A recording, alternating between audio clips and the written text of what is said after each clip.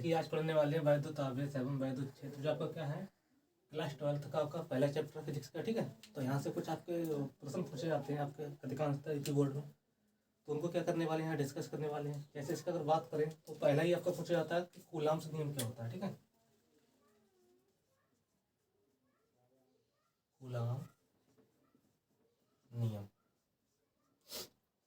देखिए एक वैज्ञानिक थे आपके कूलाम्स फ्रांसीसी, ठीक है, उन्होंने क्या बताया था कि जब दो बिंदु आपके आवेश क्या होते हैं स्थिर अवस्था में होते हैं तो उनके बीच क्या लगता है, एक आपका आकर्षण या प्रतिकर्षण होने लगता है। ठीक है, तो उन्होंने बताया था कि जो आपका आकर्षण या प्रतिकर्षण होता है या जिसको बोलते हैं हम वैद्युत बल, वो किन किन बातों पर निर्भर करता है। ठीक है, तो उन्होंने बताया था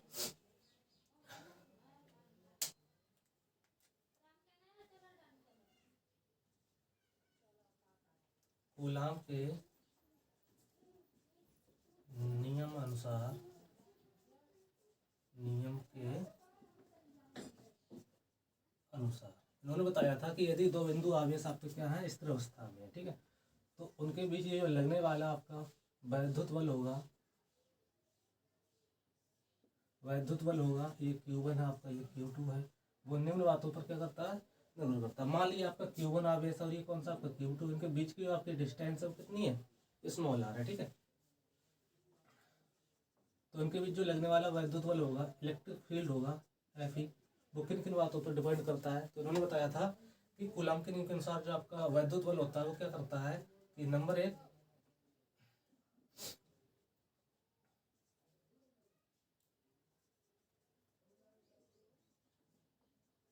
आवेशों के बीच लगने वाला वैद्युत बल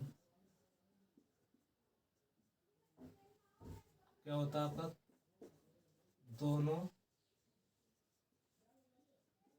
आवेशों में से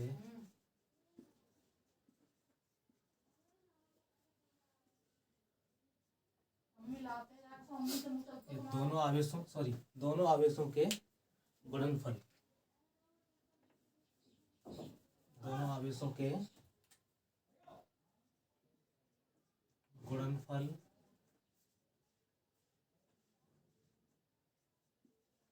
के परिमाण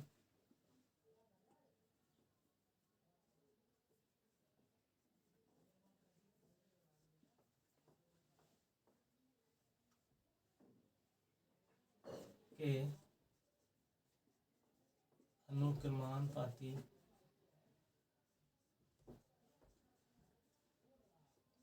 होता है। ठीक है, होता है। और क्या बताया था इन्होंने, नंबर 2 कि जो बल होता है आपका वैद्युत बल होता है, क्या होता है, दोनों आवेशों के बीच की दूरी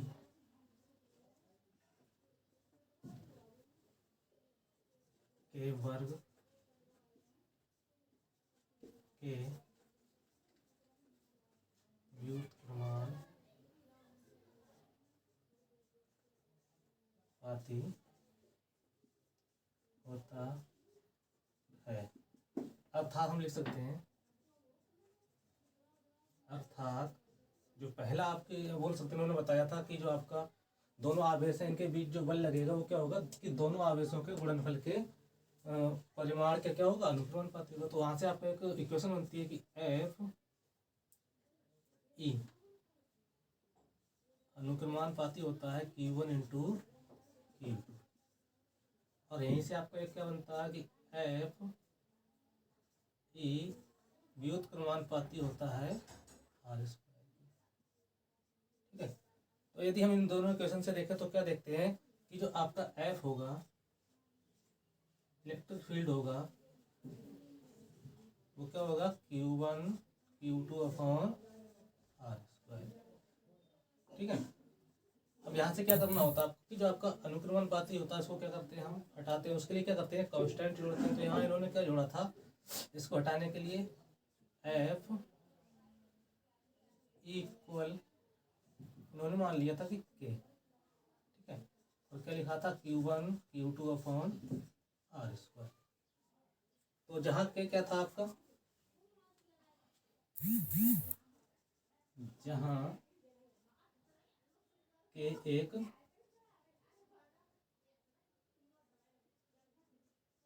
अनुक्रमानुपाती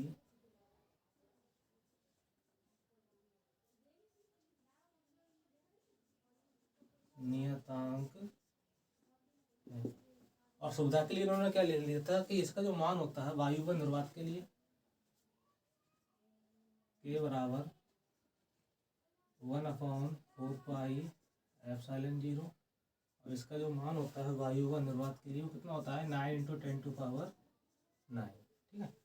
तो यहाँ से इस प्रकार से जो फार्मूला होता है वो थोड़ा सा क्या हो जाता है, चेंज हो जाता है, और लिख लेते हैं यहाँ पर आपका कि के बराबर कितना होगा आपका, सॉरी के बराबर नहीं, एफ बराबर क्या होगा आपका,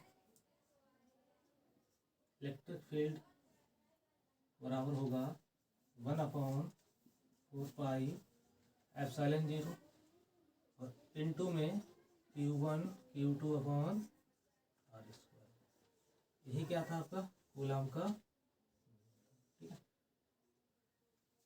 देखिए अगर बात कर लें, अगर मात्रक की बात करें तो आपको पता है कि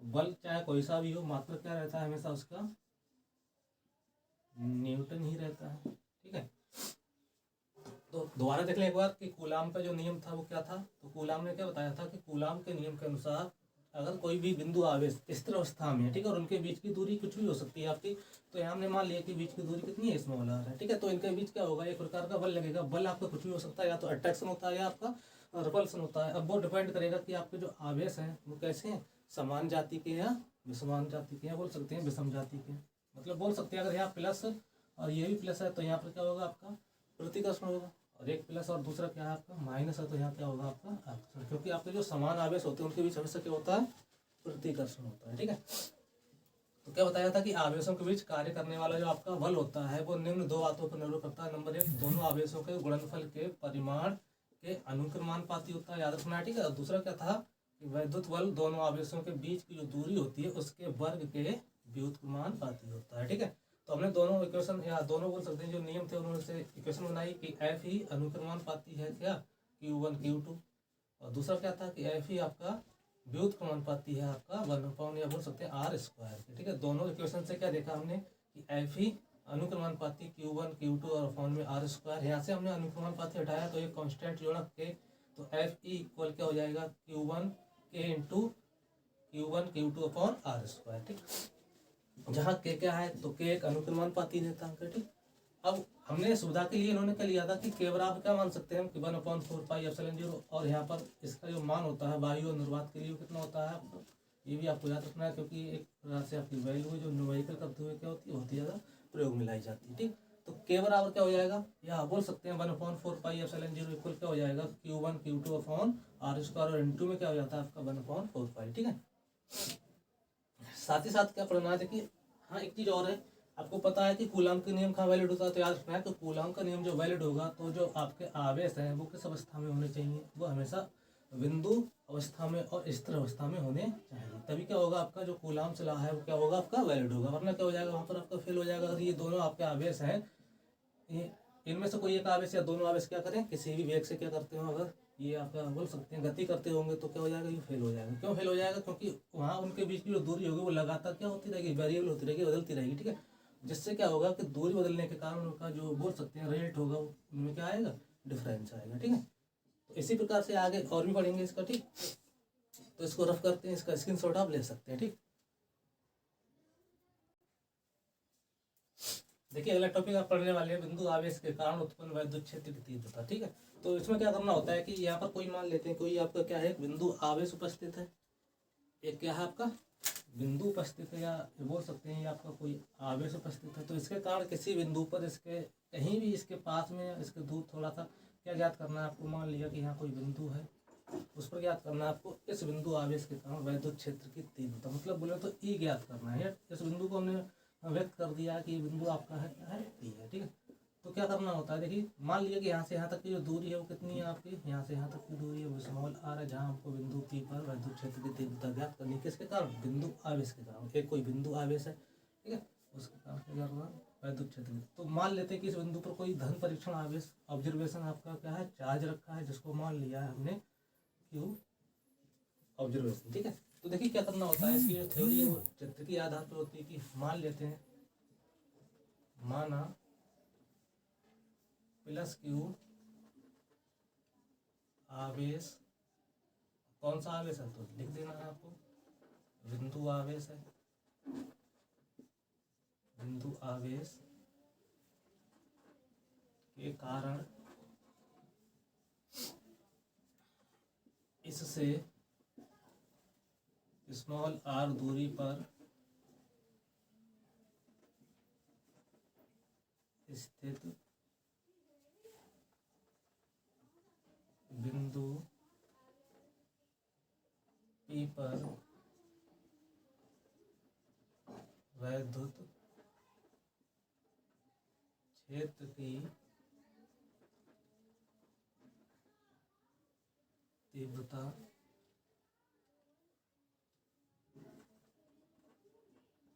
ज्ञात करनी है।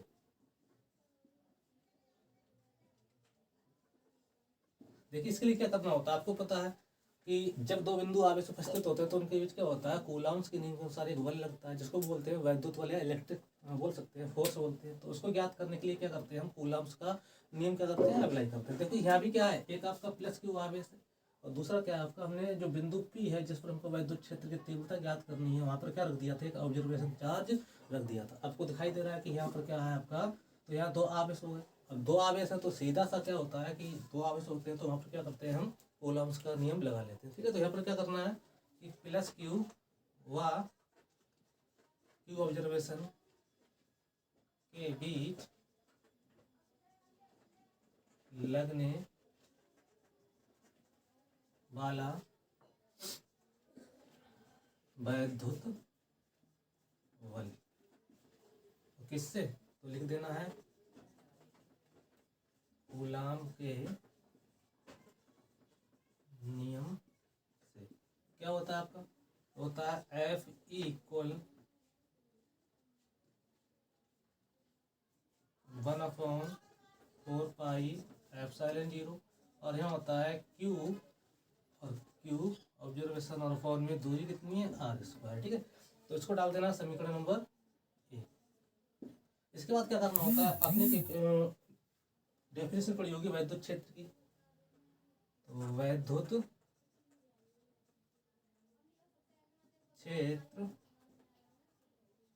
की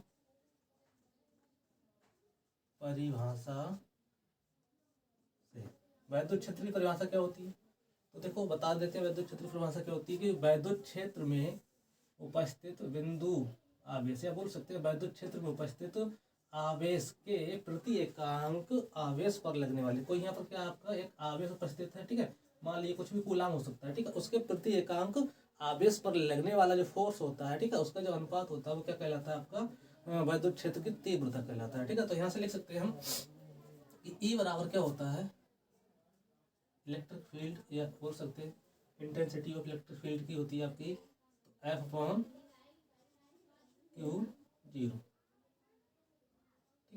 तो देखिए यहाँ पर क्या करना है आपको, यहाँ से क्या करना है कि जो F का मान है यहाँ से देखना है आपको, F का मान कितना हो जाएगा, तो F का मान यहाँ से आप निकाल सकते हैं कि F इक्वल क्या हो जाएगा, इम्प्लाइड करके F इक्वल हो जाएगा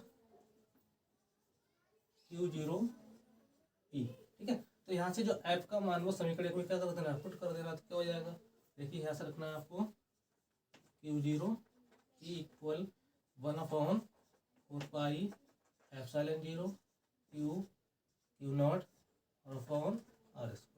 देखिए Q0 से Q0 क्या हो जाएगा आपका E इक्वल हो जाएगा 1/4 पाई एप्सिलॉन 0 और Q/r², ठीक है। यही क्या है आपकी बिंदु आवेश के कारण उसके निकट किसी बिंदु पर वैद्युत क्षेत्र की तीव्रता का फार्मूला है, ठीक है। अक्सर पूछ लिया जाता है आपका इफ में 1 या 2 नंबर में पूछ लिया जाता है कि किसी बिंदु आवेश के कारण उसके निकट किसी बिंदु पर वैद्युत क्षेत्र की तीव्रता ज्ञात कीजिए। ठीक है, तो इसी के आगे आपको पढ़ना है वैद्युत द्विध्रुव क्या होता है, ठीक, और वैद्युत द्विध्रुव का आघूर्ण क्या होता है। उसके साथ साथ आपको पढ़ना है, बहुत ही ज़्यादा इंपॉर्टेंट है इसका, जो आपके दो टॉपिक हैं, एक तो है आपका वैद्युत द्विध्रुव के कारण अक्षीय स्थिति में वैद्युत क्षेत्र की तीव्रता, और दूसरा क्या है आपका वैद्युत द्विध्रुव के कारण निरक्षीय स्थिति में वैद्युत क्षेत्र की द्विध्रुव की सॉरी क्या बोला है कि वैद्युत द्विध्रुव के कारण निरक्षीय स्थिति में वैद्युत क्षेत्र की तीव्रता। ठीक है, तो इसको दोनों को करने वाले हैं अभी हम। ठीक,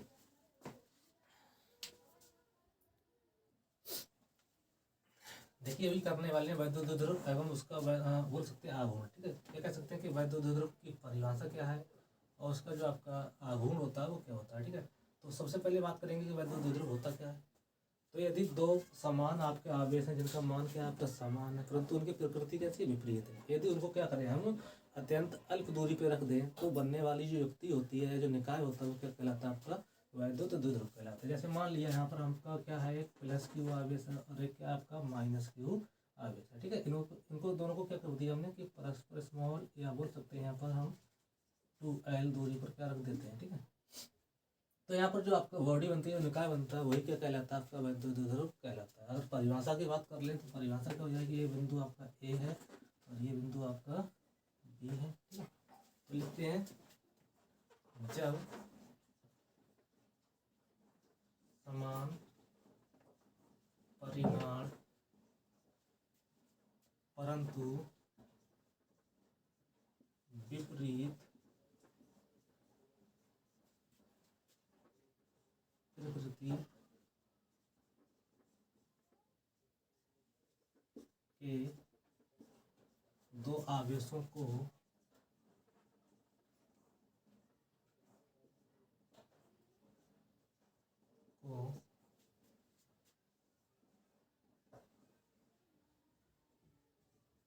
अत्यंत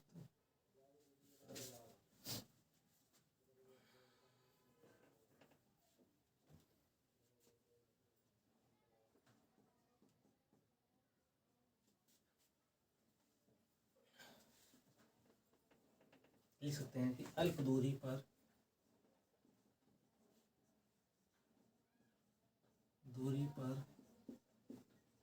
रखने पर बने निकाय को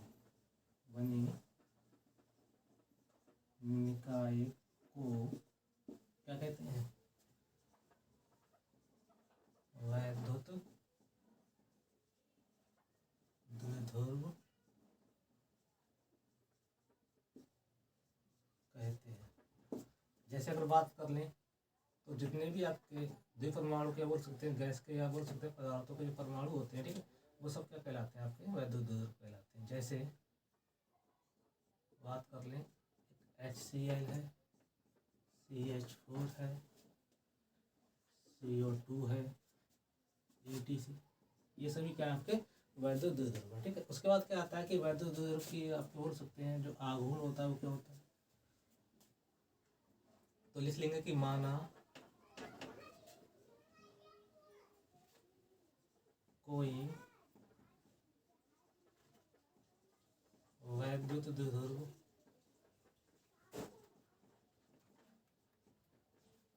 क्या है प्लस क्यू व माइनस क्यू आवेशों से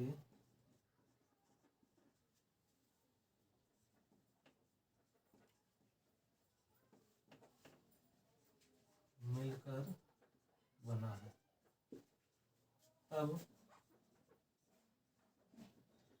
इस वैद्युत द्विध्रुव का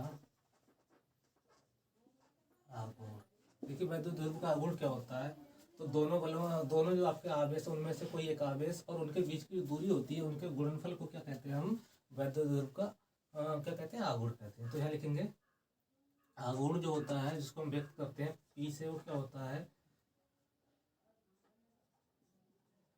किसी एक आवेश तथा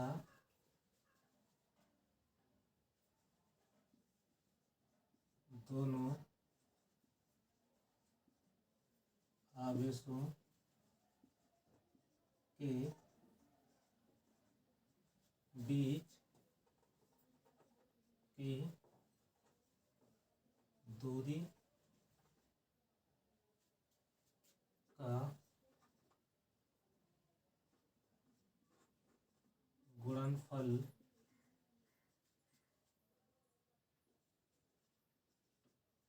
द्विध्रुव के आघूर्ण के बराबर होता है, बराबर होता है। तो यहाँ से क्या हो जाएगा कि जो P होगा वो क्या होगा आपका, तो Q इंटू 2L, क्योंकि आपका अगर बात करें आवेश की तो चाहे तो ये आवेश ले सकते हैं आप, चाहे आप तो ये आवेश ले सकते हो, और दोनों के बीच की दूरी कितनी है 2L। तो क्या हो जाएगा कि किसी एक आवेश, तो आवेश लिख लिया, और दोनों आवेशों के बीच की जो दूरी है कितनी है 2L है, ठीक है। तो यहाँ से आपका जो फार्मूला बनता है वो क्या बनता है कि P बराबर 2QL, ठीक है। और जो आपकी P है हम बोलते हैं द्विध्रुव का आघूर्ण, ठीक है, वो कैसी राशि है आपकी, सदिश राशि है।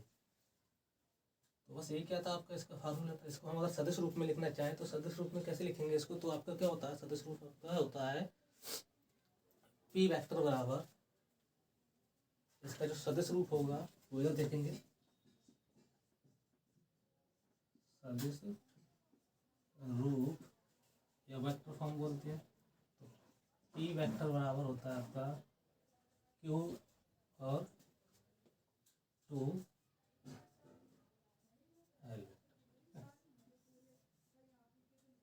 मात्रक की बात कर लें तो मात्रक क्या हो जाएगा,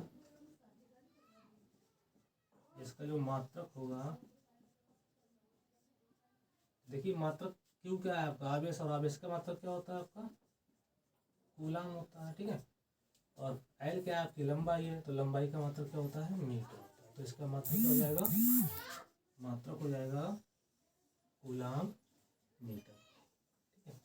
तो अधिकांशतः आपका जो यूपी बोर्ड के एग्जाम होते हैं आपके उनमें ये पूछ लिया जाता है 2 नंबर में कि आपका वैद्युत द्विध्रुव क्या है और उसका आघूर्ण क्या होता है, ठीक है। परिभाषित कीजिए, उसका मात्रक लिखिए तथा उसका सदिश रूप भी लिखिए। तो दोबारा देख लीजिए कि वैद्युत द्विध्रुव क्या होता है, जब समान क्या है, जब समान परिमाण परंतु विपरीत प्रकृति के दो आवेशों को क्या करते हैं, परस्पर अत्यंत अल्प दूरी पर रख देते हैं, तो बनने वाला निकाय होता है वो क्या कहलाता है, आपका वैद्युत द्विध्रुव कहलाता है, ठीक। उसके बाद जैसे हम अगर इसका उदाहरण की बात कर लें, HCl है, CH4 है, CO2 और भी हो सकते हैं, ठीक है। तो यहाँ पर हमने क्या लिखा, अगर इसके हम आघूर्ण की बात कर लें तो आघूर्ण में क्या लिखेंगे कि मान लिया हमने कोई एक द्विध्रुव आघूर्ण बनाया है जो आपका प्लस की और माइनस की आवेशों से मिलकर बना है, जिसके बीच की दूरी कितनी है 2L है, ठीक है। तो अगर बात करें आघूर्ण की, तो आघूर्ण क्या होता है कि दोनों आवेशों में से कोई एक आवेश और उनके बीच की जो दूरी होती है, तो उसका जो गुणनफल होता है वो क्या होता है, वैद्युत द्विध्रुव के बोल सकते हैं आघूर्ण के बराबर होता है। तो वही लिखा है हमने यहाँ पर, इसको हम P से व्यक्त करते हैं, और क्या होगा कि किसी एक आवेश तथा दोनों आवेशों के बीच की जो दूरी है क्या है, उनका जो गुणनफल होगा वो क्या कहलाएगा, आपका वैद्युत द्विध्रुव का आघूर्ण कहलाएगा। तो हमने लिख लिया कि P बराबर 2 और दूरी कितनी है 2L है, तो क्या हो जाएगा P बराबर 2QL, ठीक है। अगर इसके सदिश रूप की बात कर ले, क्योंकि सदिश राशि है, तो P वेक्टर बराबर क्या हो जाएगा, Q वेक्टर और क्रॉस 2L वेक्टर, ठीक है। मात्रक की बात कर ले तो मात्रक क्या हो जाएगा आपका कूलाम मीटर, ठीक है। अब देखिए इसके बाद क्या करना है, अगला जो पॉइंट है आपका वो क्या करना है, आपको वैद्युत द्विध्रुव के कारण, किसके कारण, कि वैद्युत द्विध्रुव के कारण अक्षीय स्थिति में वैद्युत क्षेत्र की तीव्रता ज्ञात करना। चलिए तो उसका करते हैं, देखिए अब करने वाले हैं वैद्युत द्विध्रुव के कारण वैद्युत क्षेत्र की तीव्रता, ठीक है। और इसको करने से पहले आपसे एक रिक्वेस्ट है कि क्या आपका जो ये हमारा जो चैनल है जिसको बोलते हैं इंडिया क्लासेस, ठीक है, इसको आपको क्या करना है, सपोर्ट करना है, साथ ही साथ क्या करना है, इसको सब्सक्राइब करना है, और ठीक है, ठीक, उसके साथ भी क्या करना है, वीडियो को लाइक करना है और शेयर करना है, और जितने भी आपके फ्रेंड्स हैं, आपके फ्रेंड्स सर्कल के जितने भी लोगों को क्या करना है, इसके बारे में बताना है, जिससे क्या होगा कि आपके साथ के जितने भी लोग हैं ना उनको भी क्या होगा, इसका बेनिफिट मिलेगा, और साथ ही साथ क्या होगा, हम भी मोटिवेट होंगे, ठीक है, और क्या करेंगे, इसी प्रकार की वीडियो को डालते रहेंगे। तो सबसे पहले काम क्या करना है आपको, कि हमारा जो चैनल उसको क्या करना है, आपको सब्सक्राइब करना है, ठीक है, और क्या करना है, वीडियो को लाइक करना है और शेयर करना है, ठीक। तो चलते हैं करते हैं कि वैद्युत द्विध्रुव के कारण वैद्युत क्षेत्र की तीव्रता। देखिए यहाँ पर 2 कंडीशन है आपकी, नंबर 1 आपको पढ़ना है अक्षीय स्थिति में, अक्षीय स्थिति में, ठीक है। तो देखिए अच्छी स्थिति में पढ़ने से पहले क्या करना होगा कि आपको डायग्राम बनाना होगा किसके कारण वैद्युत द्विध्रुव। तो यहाँ पर हम क्या बनाते हैं, वैद्युत द्विध्रुव बना लेते हैं, ठीक है। यहाँ पर क्या आपका ये माइनस क्यू है और इधर क्या आपका एक प्लस क्यू आवेश ले लिया, क्या लिया तो माइनस क्यू और प्लस क्यू आवेश लिया, ठीक। देखिए इसके लिए सबसे पहले क्या करना होता है, आपको डायग्राम बनाना होता है। डायग्राम जरा देखिए हमने बना दिया है कि क्या है आपका।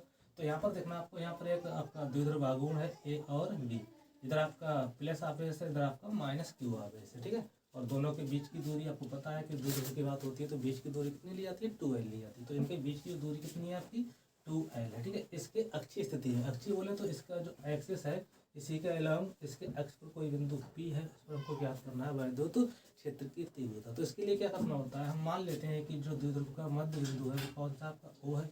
आपको पता है कि मध्य बिंदु है तो क्या करेगा, जो 2l है उसको दो भागों में डिवाइड कर देगा। तो यहाँ से यहाँ तक की जो डिस्टेंस होगी वो आपकी l होगी और यहाँ से यहाँ तक की होगी वो आपकी l होगी, ठीक है। फिर हम मानते हैं कि यहाँ से हमने क्या किया था कि इसके जो मध्य बिंदु इससे स्मॉल r दूरी पर हमने एक बिंदु P लिया था, जहाँ पर हमको क्या ज्ञात करनी थी, वैद्युत क्षेत्र की तीव्रता करनी थी, ठीक है। तो आइए नोट करते हैं कि माना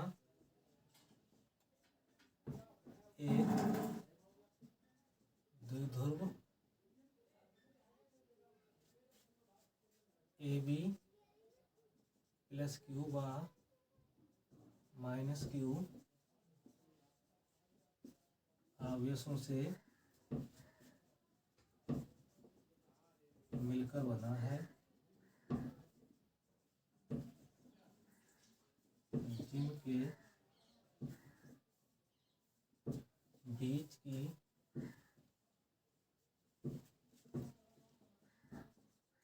दूरी 2l है, ठीक है। तो लिखेंगे द्विध्रुव को के परावैद्युतांक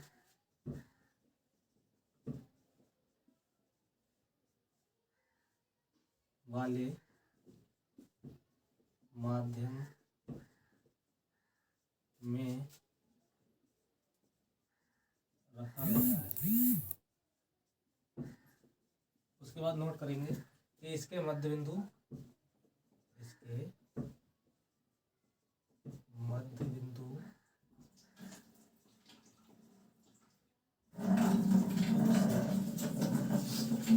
स्मॉल r दूरी पर एक बिंदु P है, जहाँ वैद्युत क्षेत्र की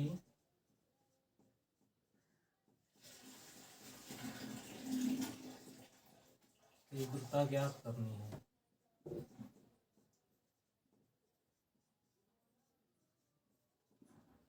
ठीक है, इसके बाद देखिए क्या करते हैं, देखिए यहाँ पर दो आपके बिंदु आवेश हैं, ठीक है। और यहाँ से क्या करते हैं कि इस बिंदु पर आपको क्या ज्ञात करना है, वैद्युत क्षेत्र की तीव्रता ज्ञात करनी है। तो क्या करते हैं कि यहाँ मान लेते हैं कि कोई आपका एक तरफा ऑब्जर्वेशन चार्ज रखता है। तो क्या लिखते हैं, आपको पता है कि जब जब आपके दो आवेश उपस्थित होते हैं तो उनके बीच एक प्रकार से क्या लगता है, आपका फोर्स लगता है, जिसको हम बोलते हैं इलेक्ट्रिक फोर्स बोलते हैं, ठीक है।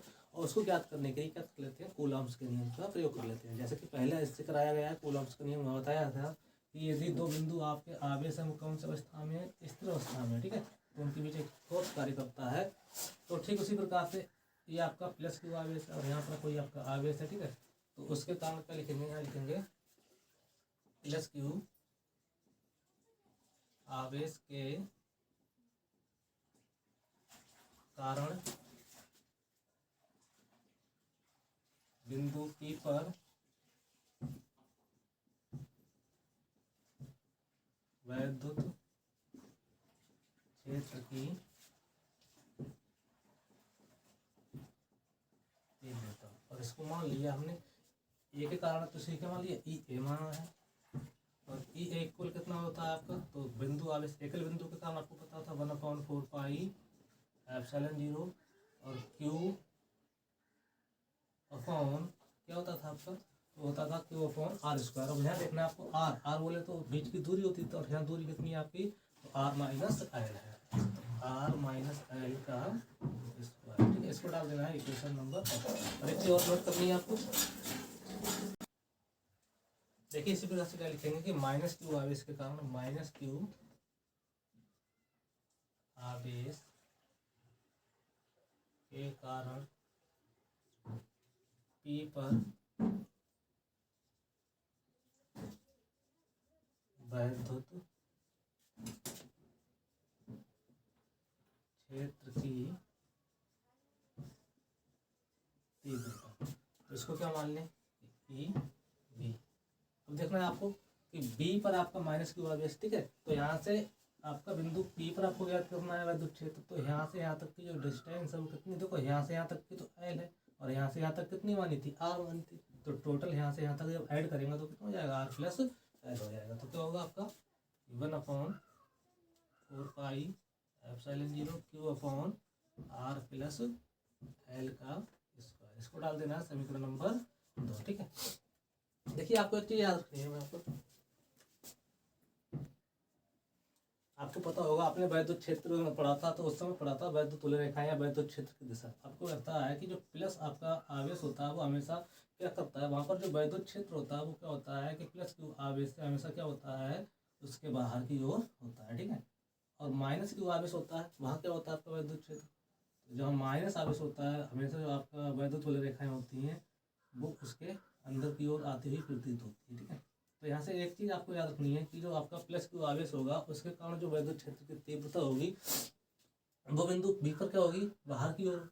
और माइनस क्यू आवेश के कारण वैद्युत क्षेत्र की तीव्रता होगी वो क्या होगी, अंदर की ओर होगी। जिससे क्या होगा कि दोनों जो तीव्रताएं हैं वो क्या होंगी, आपकी विपरीत दिशा में हो जाएंगी, ठीक है। और एक चीज याद रखना है कि दोनों के जो मान है वो कैसे हैं, आपके समान होंगे, ठीक है। ये बोल सकते हैं मान तो समान नहीं होंगे क्योंकि डिस्टेंस क्या आपकी अलग अलग है। तो हम क्या कर सकते हैं, अगर बिंदु पी पर बात करें कि देखिए इसी प्रकार से क्या करना है आपको कि प्लस क्यू आवेश के कारण हमने क्या निकाला, बिंदु पी पर वैद्युत क्षेत्र की तीव्रता निकाली। इसी प्रकार से क्या करेंगे हम कि माइनस क्यू आवेश के कारण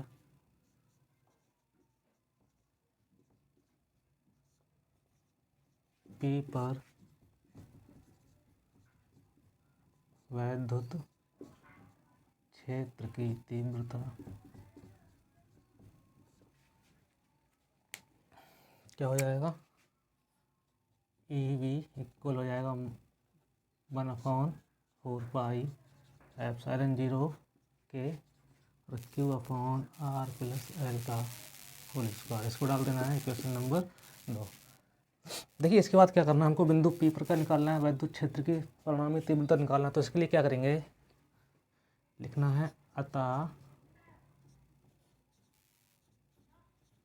बिंदु पी पर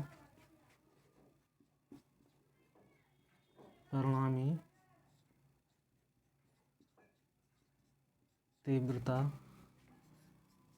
ई वेक्टर बराबर क्या होगा, जो आपका कह सकते हैं इसको ई1 वेक्टर या ई ए वेक्टर, और ये आपका ई बी वेक्टर। तो E A vector plus E B vector, ठीक है। लिखेंगे क्योंकि तीव्रताएं ई ए व ई बी वेक्टर विपरीत दिशाओं में है। अतः पी पर वैद्युत क्षेत्र की तीव्रता क्या हो जाएगा, ई बराबर ई ए माइनस ई बी। इसको डालना है 3 और लिख देना है कि समीकरण 1 व 2 से ई ए और ई बी के मान रखने पर। तो यहाँ से क्या हो जाएगा आपका, ई बराबर ई ए का मान कितना है, देखो यहाँ से देख लेना आपको 1/4 पाई एप्सिलॉन 0 और Q upon R minus L का whole square minus 1/4 pi epsilon 0 के और लगा देना है और Q upon R plus L का होल स्क्वायर। यहाँ से कुछ कॉमन दिखाई देगा आपको, तो ई बराबर यहाँ से हमने कॉमन ले लिया क्यू अपॉन 4 पाई एप्सिलॉन 0 के, ब्रैकेट के अंदर क्या बचेगा यहाँ से 1 अपॉन आर माइनस एल का होल स्क्वायर, और यहाँ बचेगा आपका 1 अपॉन आर प्लस एल का होल स्क्वायर। इसको क्या करना है, सिंप्लीफाई करना है। तो सरल करने के लिए क्या करते हैं, यहाँ से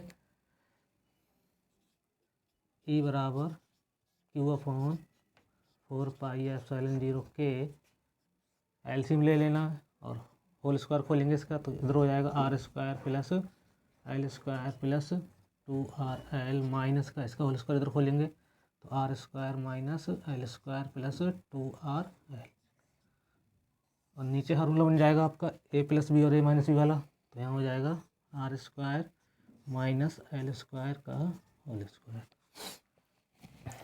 इसके बाद देखिए क्या करना है आपको, यहाँ से कुछ कैंसिल आउट हो जाएगा, आर स्क्वायर से आर स्क्वायर और एल स्क्वायर से एल स्क्वायर। यहाँ से 2RL प्लस का है, 2RL प्लस का कितना हो जाएगा, इधर देखना है, ये डिस्टेंस थी आपकी आर प्लस एल, तो यहाँ हो जाएगा आपका ई बराबर क्यू अपॉन 4 पाई एप्सिलॉन 0 के और 2RL, और नीचे हो जाएगा R square minus L square. इसके बाद क्यू को अंदर लेके जाएंगे तो क्या हो जाएगा, यहाँ से इक्वल 1 अपॉन 4 पाई एप्सिलॉन 0 के, और इसको लिख लेना है आपको, सॉरी ये 2 और 2 कितना हो जाएगा 4 हो जाएगा, तो यहाँ क्या करना है आपको 2 इंटू 2 कर लेना है, तो यहाँ लिखेंगे 2 और क्यू एल और इंटू में 2R, और नीचे क्या हो जाएगा आपका R square minus L square. तो यहाँ लिखेंगे क्योंकि 2QL क्या होता है आपका, वो P के बराबर होता है, और ये होता क्या है आपका, तो द्विध्रुव का आघूर्ण। तो यहाँ से क्या हो जाएगा, ई बराबर 1 अपॉन 4 पाई एप्सिलॉन 0 के, इस 2QL के स्थान पे क्या रख दें हम, P रख देंगे, तो यहाँ हो जाएगा P और यहाँ से 2 और इंटू में R, और नीचे हो जाएगा आपका R square minus L square. देखिए इसके बाद क्या करना होता है, यहाँ पर एक कंडीशन लगाई जाती है आपकी, यदि इसको डालना चाहो तो समीकरण डाल देना, ठीक है। यदि आपका जो आर स्क्वायर है या आर है वो क्या है, एल की अपेक्षा बड़ा है, लिख सकते हैं आर ग्रेटर देन है एल से, तब R square greater than L square से, और क्या करते हैं एल स्क्वायर को छोड़ने पर, जब इसको छोड़ते हैं तो यहाँ से क्या हो जाएगा, ई बराबर 1 अपॉन 4 पाई एप्सिलॉन 0 के, और यहाँ से हो जाएगा आपका 2P इंटू आर और आर की पावर 4, एक आर की पावर से एक आर की पावर क्या कर देना, कैंसिल कर देना, तो यहाँ से इसी को बचेगा 1 अपॉन 4 पाई एप्सिलॉन 0 के और 2P अपॉन आर की पावर 3, ठीक है। तो यहाँ से क्या आता है आपका, लिख लेंगे, के को भी क्या करना है आपको हटाना, तो क्या लिखते हैं कि वायु व